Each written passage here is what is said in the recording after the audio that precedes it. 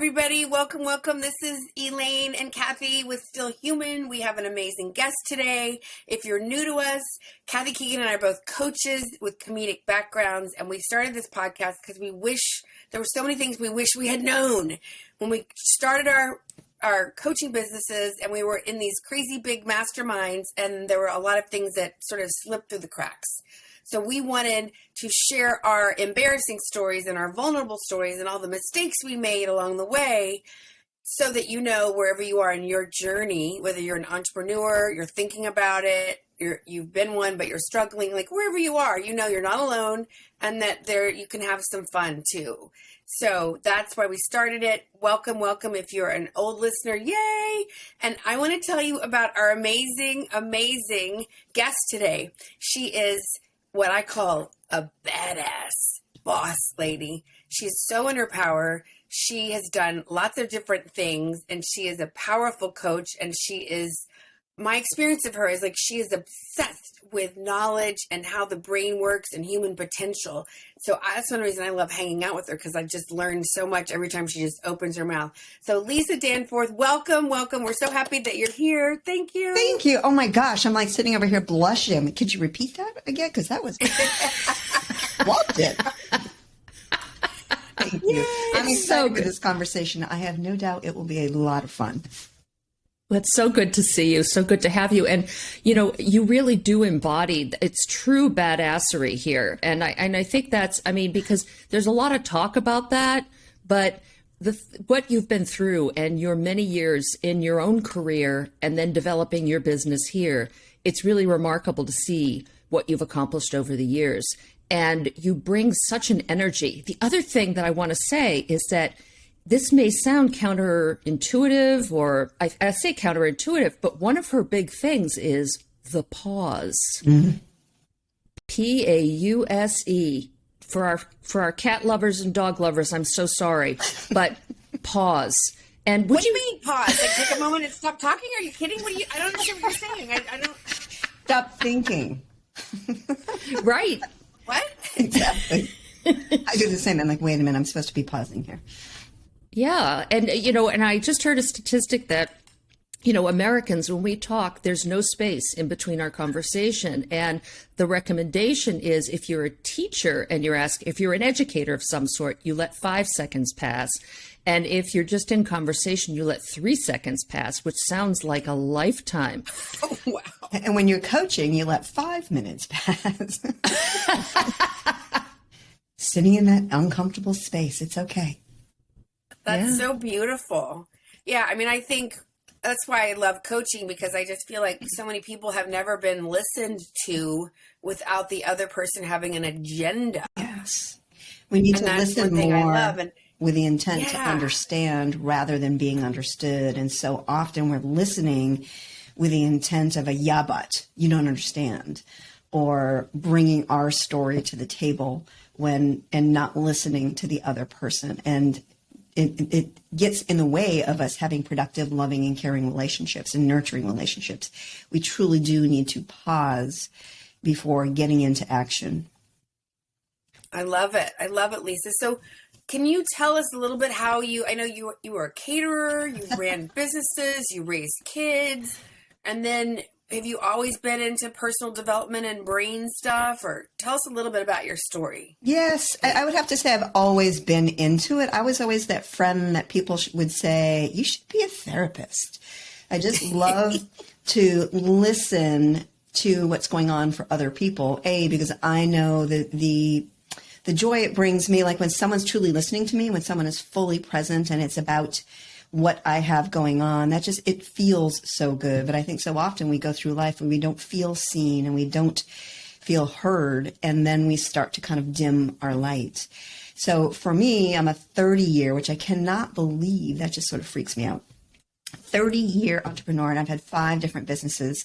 The first one was when I was in college. I started a professional cleaning company so I could work around my schedule and make good money. I moved to Vermont. Oh my God, in college? In college. Like, I was chasing beer and boys, and you were like, let me start my own company. Yeah, I was the kid in high school that brought the 6-pack of Tab to the parties, right? No one really, I wasn't necessarily the fun one, but everyone wanted to hang out with me so I could drive them home, so. I was listening to my favorite depression songs and eating carob because I thought that was a good substitute for chocolate. So we all have different backgrounds. Yeah, I love it. So I had that. I moved to Vermont, started a children's wear company called Bottom Buddies. We started out with diaper covers and then created a whole clothing line up to the age of 7. We shipped internationally. We had 56 home sewers. And I sold that to one of the home sewers when I was pregnant with my second child. Took a little time off and then started a catering business when my boys were 1 and 3, and just sort of worked it around their schedules and my then husband's schedule. And decided to, once the boys got older and I could spend more time focusing on the business, then I started really building the business. 2008, when the economy went down, a lot of people can remember that moment, right? When everyone was struggling financially, I had a lot of requests for higher cost events when I had worked so hard at creating a boutique catering company, a high-end boutique catering company. So I started a completely separate division, a whole different website, all different equipment, called Hot Betty Barbecue, which was a blast. I loved it. People called me Betty. They're like, "Are you Betty?" I'm like, "You bet I am." I am today. I am right now. And then sold that. I let that go after about 14 years. And just, because I've been trying to do my coaching for 2 years alongside of the catering. And anyone in the food industry knows how consuming catering is. 24/7. So I've been doing coaching for, I think 8 years now. And it is great because I have a diverse background. So now I'm a business growth strategist and a leadership coach. And to me, it is I will probably do it forever. I don't ever see myself retiring because it is so fulfilling. And it's really making space for people to bring their authentic, awkward selves to work, not just pieces of them, to start humanizing our work and bringing the whole human to work. Because we so often leave those pieces and components, and it breaks up who we are and how we show up and the relationships that we experience. Mm. I love that. Well, I love Bottom Buddies. That I had a lot of crazy ideas with that one. I got a lot of crazy joke about that. Calls. Sounds kinky. Yeah, exactly. I love it. And I love what you said, authentically awkward. Yeah. Oh my gosh. Yeah, we take who we are wherever we go. Mm-hmm. And so as you talk about humanizing the workplace, it's so important. And it's not that much harder. It's the thinking about how hard we think it might be that's harder. There's a lot of thought about the thought, fear of the thing, mm-hmm. as opposed to the moment of having a conversation with somebody maybe a little bit sooner, or engaging with somebody personally rather than hiding behind something. It takes more energy to hide, or it takes as much energy to hide as it does to have that conversation. I think it takes even more because we're hiding who we are. We are shutting down components of ourselves because we won't belong if we bring our whole selves.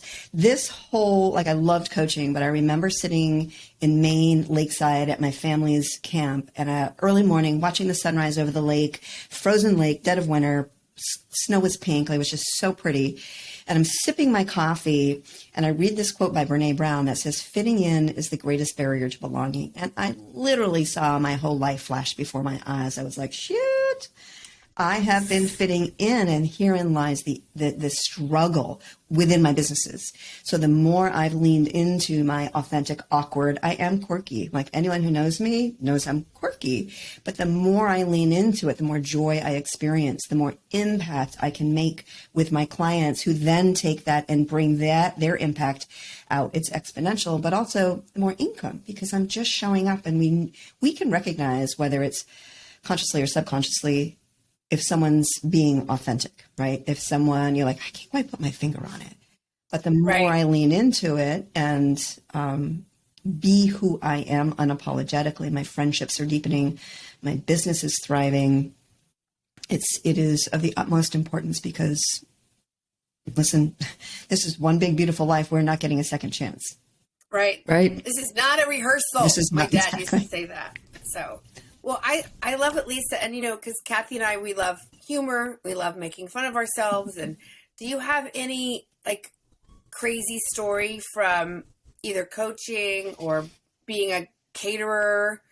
Or, I can't imagine having your own catering business and raising doing children. life coaching, or coaching. Plus raising children. Were you ever just like, hello, where am I? Wait, am I at the restaurant? Like, Exactly. And going through a divorce, right?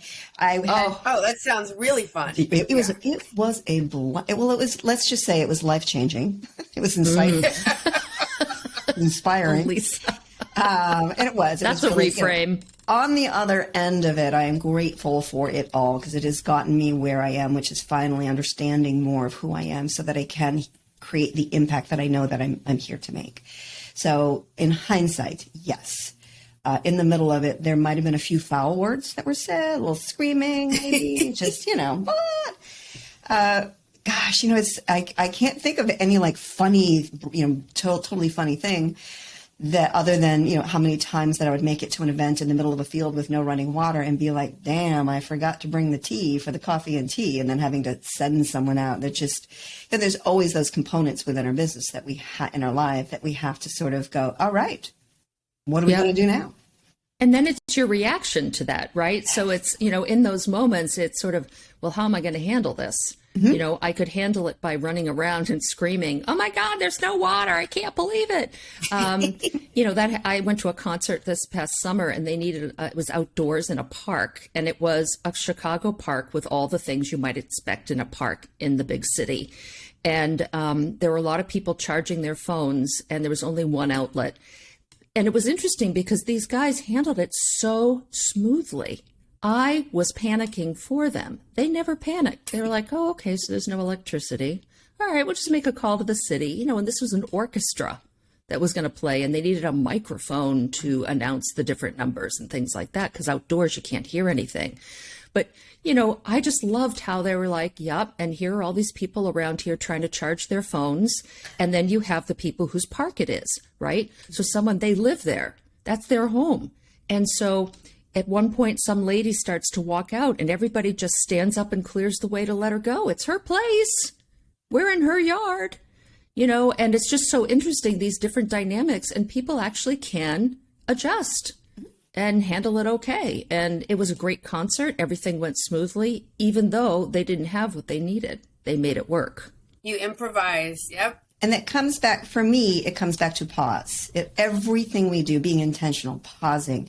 I love this quote by Viktor Frankl, who is a Holocaust survivor, author, just so much more. Just check him out. His quote is, and there's so many, but this one literally I share all the time, and it motivates me and inspires me. He says, between stimulus and response, there is a space. In that space is our power to choose our response. In our response lies our growth and our freedom. So whether we're choosing action or inaction, our growth and our freedom are truly within there. What are we saying yes to? There's always a trade-off. What are we saying no to? There's always a trade-off. What is it? Is this helping me be the person that I want to be? When we can pause and be intentional and connect to, I always have my clients connect to, what are the 3 words that describe your highest, best self? So that when we're struggling or when we're going into a difficult conversation, or maybe we should, I put this in air quotes for those who are listening, we should be working out that, but we don't really want to, when we can connect to as a person who. So connecting to those 3 words that describe your best self going into meetings, it is amazing how when we pause in those meetings and connect to our higher best self, or we connect to the outcome that we are wanting from this conversation, or how we want the other person to feel, it allows us the space to choose differently, to choose more of what we want and less of what we don't. We continue to do things we don't want to do, continue to get the results we don't want to get, and then we're wondering what the hell is going on. Right. So, why am I so ineffective? Right. Well, why did I eat that second piece of cake? Right. And so we're going to take a 3-second pause. So I'm going to start my little clock here so that we know what that's like. So listeners, in this 3-second pause, start to think about what are those 3 words that would describe you at your best. It's a great moment to do it, but this is how long 3 seconds is. Ready? Here we go. 3 seconds. Woo! Okay. So now you've experienced the 3 seconds, and you're right. I use that Viktor Frankl quote every year. I I feel the same way. There's so much power, and the power is within. Mm-hmm. It's not without. I mean, you're hearing us, and hopefully there's some things today, because I think I love all the wisdom bombs you're dropping today, Lisa. Yes. There's a lot here. So, and again, please replay the beginning so you can hear how fabulous she is. And you can do that too, Lisa, actually. Thank you. And just these are, these are the things. This is the, so we talk about still human. What does that even mean? It means that, because we've had some issues. We're trying to think of a new name for our podcast because someone, what are you, aliens? Yeah, someone thought it was like about accidental death and dismemberment insurance. And that's just such a niche. That's kind of a little bit of a narrow focus for us since we have no experience in insurance. But still human is the fact that, what? Or death and dismemberment. Hopefully. That would not just like to that with Kathy. Yet. Well, it's also like, which happens first? Yeah. Anyway, maybe that is a whole show. I don't know. But what the still human is, and what the still human is, and what the still human is, that we bring our whole selves wherever we go. Boom. That's what we do. And it's not easy. And we're telling you, we're not telling you, we're sharing the fact that it isn't easy. If I want, I can be very presentational, right? Thank you, Lisa. Oh, Elaine, you look fabulous. And we all know when we're being presented to, and I, for one, just don't like it. I just love it when someone is just who they are. Yeah, I love the name of your podcast, and here's why. With the Great Resignation that has been going on, have you heard of the Great Resignation? Yes. Oh, yes. It is all about for me, what it's all about, and what I've been reading. I'm a voracious reader. It is about bringing, humanizing work again, bringing our whole selves to work. And it's those soft skills. We have the technical skills down. My clients, they've got the technical skills. They've built their business to this certain level. But what we need are those soft skills, those human skills, those communication skills that allow us to show up authentically awkward, that allow us and the people around us the psychological safety to try something new, to be innovative, to say, hey, I love you, or hey, I love you enough to have this difficult conversation. So I think your podcast name is spot on for where we're finally moving, is finally shifting it up, that we are humanizing work again. This is not about just showing up and being productive. We can no longer have leadership, management driving and pushing, and pardon my language, of being assholes to right. motivate people. It does not motivate, it demotivates. And when we don't have that psychological safety to be human, you will not have an innovative team. And when we don't take care of our teams, of our employees, of the people around us, that's when business falls apart. Yeah. In relationships. And we had time during this period of 2 years, however many years we're in this, to give that some thought and to realize, wait a minute here, why am I killing myself? Mm-hmm. What for? And understanding that there's more power when we matter. There's more power when we're motivated.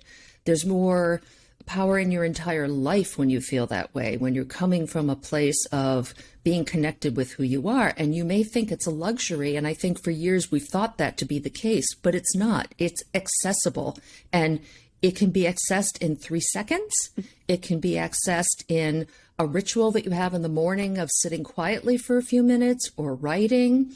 These are the things. These are the building blocks that we're talking about here. And I love, I'm trying to change the name of soft skills to foundational skills. Real skills. Seth Godin calls them real skills. Real skills. It's just right. That.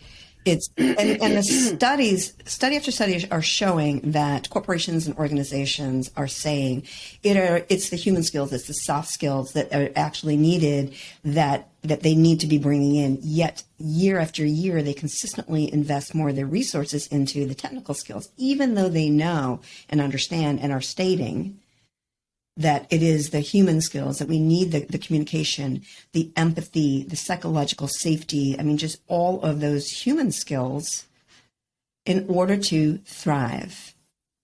Yeah. And the space isn't there if you're, say, a publicly held company or, Gosh.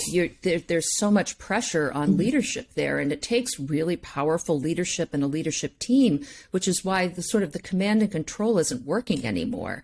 It's really Right. understanding the resources you have. Absolutely. And embracing So them. true. And again, we have to pause. I think. Are we pausing? No, I mean, again, we have to pause in order to be intentional. This is the way that I've always shown up, but I want to choose something different. We are what we repeatedly do. I'm going to throw out another quote it's by F.M. Alexander, and it's Potato chips? Oh my God. what? You said we are what we repeatedly do. So I was thinking, I eat potato chips. Oh my God, I'm a potato chip. I'm just. You're crunchy, you're salty, and you're tasty. I totally love your quoting F.M. Alexander. I studied Alexander technique for years. So people don't determine their futures; they determine their habits, and their habits determine their futures. So we need to look at those habits again that we repeatedly do, and don't focus on removing a bad habit. Focus on the trigger that has you doing a habit that you no longer want to continue. Maybe it served you years ago and it's no longer serving you, but look at the trigger of when you start to eat or, whatever it may be. Look at the trigger and then choose a habit that will support you in living into the identity as that person who, and start on the habit is just pausing before reaching for the bag of potato chips or whatever it may be. And I'm with you, Elaine. Anything potato, grease, and salt, I am in 100%. Oh man, Isn't that a food group? It sings my name. I love that, Lisa. And you know what I'm hearing, and I'll just, because part of me is just being really vulnerable. And, I've been through different team members. I've had big teams, big to me. I've had, up and down the road. And I have a pretty great person, and I'm learning how to work with her. And we had a pretty big breakdown last week, and I texted WTF. I was totally in my freak out zone, and and a part of me I was very self-righteous about, and then I kept thinking about it, and I was like, this is not who I want to be. And my old pattern was like, I love you, I love you, I love you, and then something would happen, and then I'm like, you're dead to me. and then I leave that person, and then I start over. Like, that's so my pattern with men. No, that's a one-woman show. But, and so I'm really, we had like a heart-to-heart yesterday, and I apologized several times, and we had a whole like conversation about it. And I realized like she's doing so many things that I'm not aware of. And she is like, talk about, Elaine, could you pause for a moment? So like I had made up all of these things in my head that were not necessarily true, but I was always so busy trying to like get all this stuff done, and so I really hear like there is such power in the pause. And, I am working on being a humble servant leader. And I know I have a big vision, and I know I need to get there with the team. So anyway, I just wanted to share that, because I feel like as entrepreneurs, or, you're always working on skills. Yeah. And so. And we're bound to lose our shit, right? Like we really are. Sorry, I keep swearing, ladies. We are. I've never heard such language. We are hardwired to look for the negative. We are hardwired to keep ourselves safe. I mean, we still have the DNA within us of, the hunters and gatherers, where we had to be listening for that sound. Is it a dinosaur? Is it a saber-toothed tiger? It is still within us. That fight, flight, or freeze is real, and we reach for what we think is safe. So we're really working on keeping ourselves safe. And when our brain gets hijacked like that, all we're doing literally is visualizing, where's the exit? Where's the exit? Where's the safe zone exit? Your safe zone exit, it sounds like, was exactly your choice, right? You're creating the barrier, you're pushing away, you're stating things so that you can create that space for you to be safe. In that pause afterwards, you are able to see you wanted to choose differently. Right. That's beautiful. And thank you for sharing that example. Yes. Because we all go through it. we all go through some form of that where we're not sure, we haven't communicated something, there's silence, so we put meaning to silence. I am a great manufacturer of all kinds of tales, and I realized that none of them is true until I confirm what actually happened. I'm reading this book right now by Jill Bolte Taylor called Whole Brain Living. Now, at first I thought it was a book of recipes for zombies, but I realized it's not. Jill Bolte Taylor wrote the book My Stroke of Insight. She's a neuroscientist who had this kind of a stroke that almost happened in slow motion. And so this book is about what she discovered as different parts of her brain came back online. And she talks about how certain like emotions or feelings last for 90 seconds and then they're gone unless we tell a story about it and keep it alive. So I might be grossly oversimplifying it, but just understand that we could also, I'm not going to do a 90-second pause on here because our airtime is valuable, man. It's valuable. But 90 seconds. So can you tough that out for 90 seconds and let it pass? And the thing is, our brain then replays those situations and actually changes them. Our brain sort of lies to ourselves. So it's something like 80% of what we think are our beliefs of what went on are not actually so. Now, don't quote me that I've read that in multiple different areas that our brain can shift. This can happen so often, right? Our brain shifts it so that it's coming from a different perspective or so that it's not even the real story. Wow.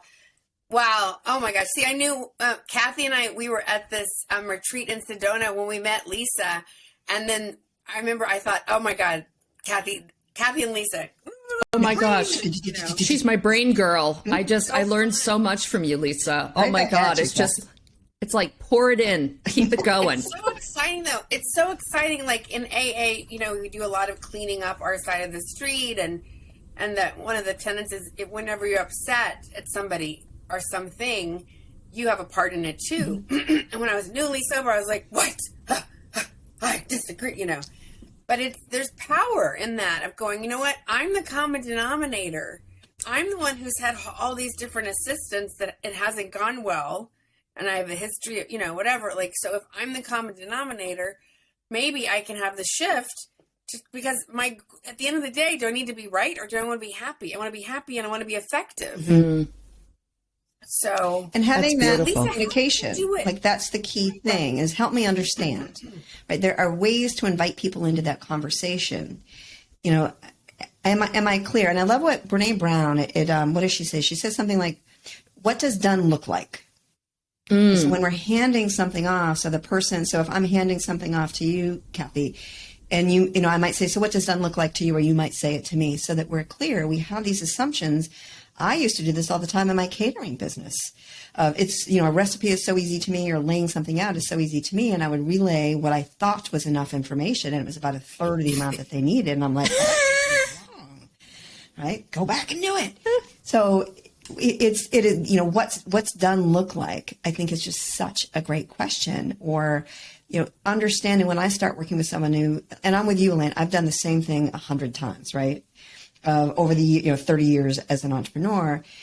But when I can say in the beginning, all right, we're going to have to go back and forth a little bit until we figure out how each of us communicates and how we can relay what it is that we need to receive or to give.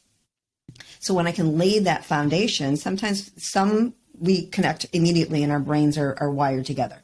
Other ones, it definitely goes back and forth. And I have to shift the way that I communicate so that my team member can hear what I'm saying and be clear in what the outcome is that I'm searching for. So when I own it, but there are also times, as we all know, where it's just like, oh, it is not a good fit.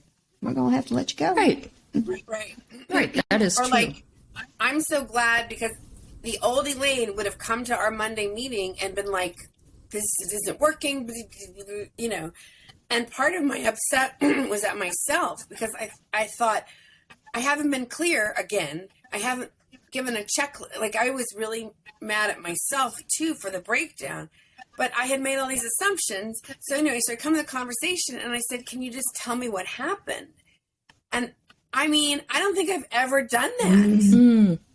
Ever. And so I got this amazing information from this amazing human being. And I was like, you know, and when you're thinking, I'm such an asshole, Elaine, you're such, you know, sometimes it's just like, oh my God, you know, and I really heard how she does have checklists and systems in place. And, you know, so it was just communication 101. You know, right. I help my clients do it. I'm still learning how to do it for myself. I think, that's you know, it's we're not taught, right? We're not taught how to communicate. We are not taught how to utilize anger in an effective way. I'm pissed. What does that mean? Instead of, oh no, you don't, right? Right. So when we can pause and say, all right, what is the trigger?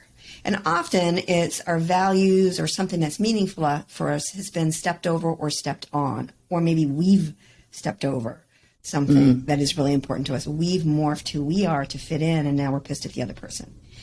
But we're not taught how to communicate. And the communication that we had when we were younger that we needed to protect ourselves or to fit in, whatever it is no longer serving us, but it's become a habit of who we are. It has become an identity-based habit.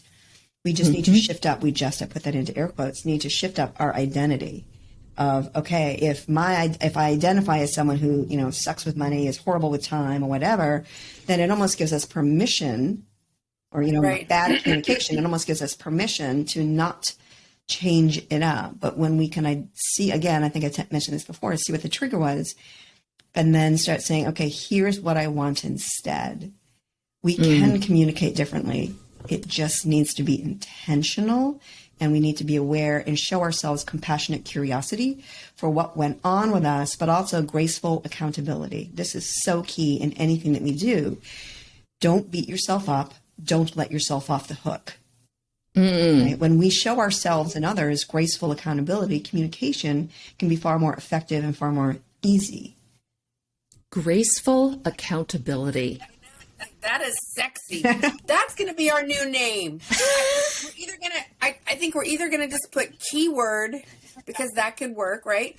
Or graceful accountability. I love it. Well, and I love the way you define it, because it's both and.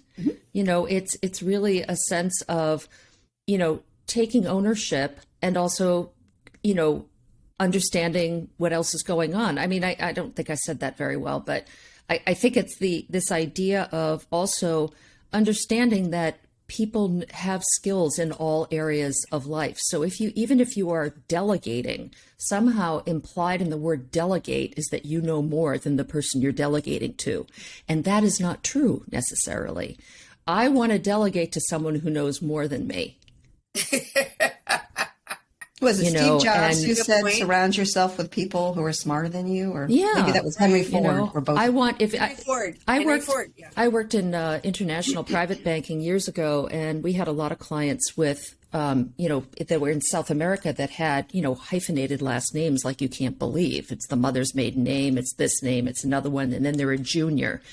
And they just thought they could hire anybody to come in and file files. This is back in the day when you actually had physical files. Well, we spent months trying to find all the different places where that person had filed the files, because they had no idea. So you do pay a price when you assume that anybody can do a job.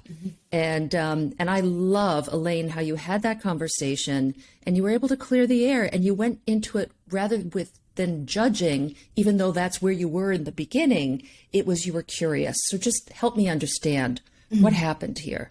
And sometimes it's the hardest thing in the world. I can tell you there are times when I'm gritting my teeth and saying that only because I know that's the right thing to say. You know, I'd love to be able to say that I'm always coming from this place of equanimity and peacefulness and all of that with the Buddha in the background there, you know, but there are times when it's just like, I know the right thing to do here is to be curious, you know. And the key for me and the work I do with my clients is anchoring that. We can always anchor when we've gotten angry, said something inappropriate, fallen down, whatever it may be. We can anchor that viscerally within our hearts and within our body, so that emotion can immediately be triggered. Like if you're walking and a big snake goes by you, you can be like, and then you look down and you're thinking, oh, that's actually just a twig. We can bring that visceral feeling up immediately, but we fail to anchor those lessons. So I agree. Elaine, thank you for sharing that. It is such an eye-opening example. And in order to continue doing that, to anchor, to pause, and to realize that I was the person that I wanted to be. When I was really uncomfortable and I behaved in a way that I wasn't thrilled with, I chose to pause and get clear and connect to anchor the outcome of this new choice, of this new way of being. So we have that in our back pocket, the same way we have that visceral feeling that pops back up when we say something, or maybe we've embarrassed ourselves in front of someone and we see them and you get flushed the moment you see them, that emotion comes up. We need to anchor the positive emotions and anchor the positive changes in who we are so that we can pull those up when we're stepping into a larger, grander, more expansive space. Wow. I love it. I want you to come back and talk to us for like another hour. I'm like, I just love. Can you tell? Yes, I love it. It's life changing. It's so fascinating, and it's like I feel like it's like what a lot of what your work is like, learning, raising your awareness about your brain, and helping use your self-awareness to help you be more effective instead of like this meaning making. I have a joke that I'm a recovering drama queen, and some days I am not recovering, right? Like, but like, if so much of it is sort of made up, or we have these perceptions, and I mean, we all have these perspectives that the glasses we look through. But to me, that is so exciting. Your work is so cool because like I did a video I didn't post yet, but about toxic positivity. Like, I love Instagram. It's fun. And everybody seems like tall, skinny, beautiful, and they live in a big, beautiful house. That's my perception. So I automatically do that compared to spare sometimes. Like, it is, 0.0003 seconds. So I love, what you're talking about is what if we could really change our perception? What if we could really alter who we're being? Like, that is transformation. Mm-hmm.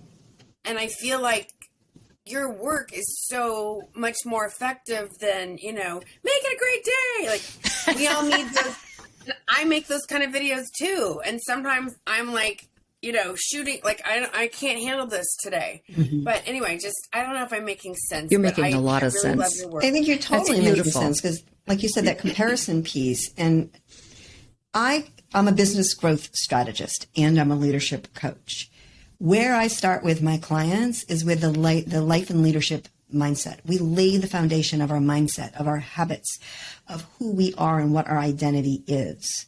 What are the beliefs that are driving the behavior that's not serving you, that you want to change? Because when we lay that foundation and we the understanding and the mindset, but also those soft skills, those real skills, those human skills, then the strategy naturally unfolds and we can do it more intentionally. We can show up in those things that were difficult for us before because we were questioning ourselves, or we didn't really know why we were doing it. We weren't anchored to the outcome that we truly wanted. It makes it so much easier for us to show up. So it's so hard for the leaders and the high achievers that I work with to be like, wait a minute, you want me to slow down? Like, we're supposed to put a strategy together. I want to be making, 6 figures or 7 figures in the next 6 weeks. Like, but when we slow down, I resemble that remark. We all, right? For me, I teach that which I most need to learn. Absolutely. Yep. But it's those soft skills that we truly need. I think of it sort of as archery. We choose this goal that we want to hit, but we still need to step back, pull back, pause, breathe, aim and fire, right? So we need to get that in every area of our lives. We need to have that moment of pause and gain clarity on, I don't know about you ladies, but I would be willing to bet that a lot of the struggles that you see your clients working with are mindset. They've got the talent. They've got the skills. They probably even have a great deal of the resources.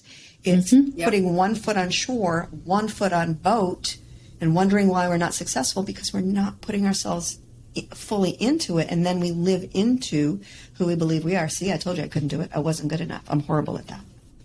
Right. Oh, All right, Lisa. Sorry. How, Oh my God. That is fabulous. Thank you. I mean, this is just gold, gold, gold. How do people get in touch with you? Would you let people know so that if they want to reach out to you or sign up for a newsletter, let us know. Thank you. I really appreciate that. They can check me out at lisadanforth.com. Everything is super easy. lisadanforth.com. You could email me at lisadanforth.com. My favorite social, or it's not even really social now, is LinkedIn, which is Lisa Danforth on LinkedIn. If you go to my website, I actually have a freebie on there that's called Communicate Powerfully Without Apology.